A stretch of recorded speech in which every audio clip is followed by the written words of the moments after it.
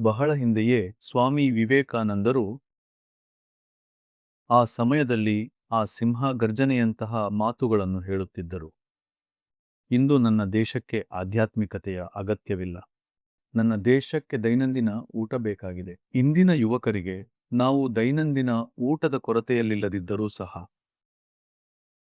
ಹೇಗಾದರೂ ಅವರಿಗೆ ದಿನದ ಊಟಕ್ಕಿಂತ ಹೆಚ್ಚಿನದೇನೋ ಬೇಕಾಗಿದೆ ಎಂದು ನಾನು ಭಾವಿಸುತ್ತೇನೆ. ಹೊರಗಿನ ಪ್ರಪಂಚವು ಅವರನ್ನು ಹೆಚ್ಚು ಸಂಪತ್ತು ಸಾಧಿಸಲು ಮತ್ತು ಸಂಗ್ರಹಿಸಲು ದೂಡುತ್ತಿದೆ. ಇದರಿಂದ ಕುಟುಂಬವು ಸಂತೋಷವಾಗಿ ಜೀವಿಸಬಹುದು. ಪ್ರತಿಯೊಬ್ಬರೂ ಒಂದು ಕನಸಿನ ಈಡೇರಿಕೆ ಬಯಸುತ್ತಾರೆ.